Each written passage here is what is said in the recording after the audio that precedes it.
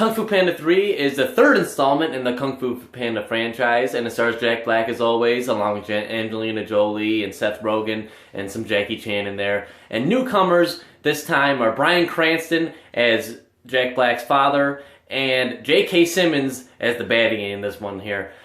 This film is a fun animation.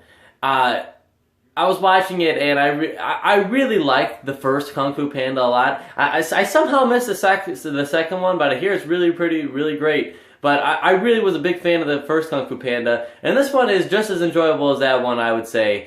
These are definitely good movies. They're definitely not on the level of Pixar films, but they're definitely fun movies to watch, and I definitely like this one as well. The story here is Po, who is Jack Black, the panda. He is now the Dragon Warrior. He is stepping up in his duties, and he's now becoming a teacher. And so he has to rediscover new things about himself, because being the Dragon Warrior doesn't just consist of him doing the same thing over and over. He has to learn and be better and better and better so that he can be a master and all that stuff. And the movie is him trying to find his chi and grow, and he finds his father, so there's that whole element to it. And here's the thing with the movie, it's just a fun little animated movie, and there's no harm in it.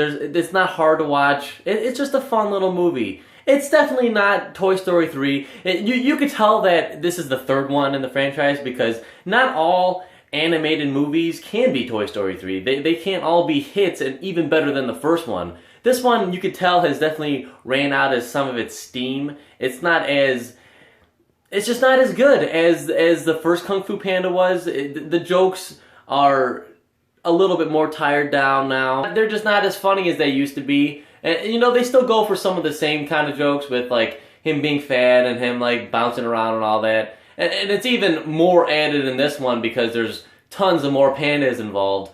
But some of the jokes just aren't as funny as they used to be. And, you know, that's understandable because it's the third film in a franchise, and it's hard to keep it all alive and funny. But there are some new gags thrown in there, some new funny stuff, and especially provided by J.K. Simmons as the baddie. I thought he was really funny, really enjoyable to watch in this one. I just love J.K. Simmons. I thought he was really good in the role. His voice was unrecognizable at some points. He sounded so evil, you know. It was really enjoyable to hear that. Bryan Cranston is Bryan Cranston, you know. It's like you can tell who he is automatically. He's just so good in everything.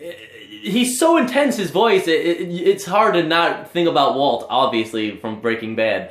But he was great in the role. That whole dynamic with him, they had really good chemistry, Jack Black and him. They really bounced back and forth really well with one another. It was really fun watching them together.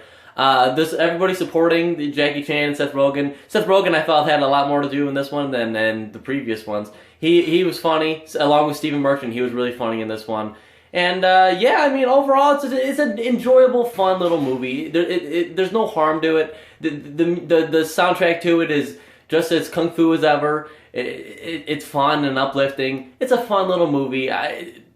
It's not great or anything, but it's not bad. It's really fun. Yeah, I mean, I guess that's pretty much it. It's a pretty simple review for a pretty simple movie. It's enjoyable. If you want to take your kids to it, they'll definitely enjoy it.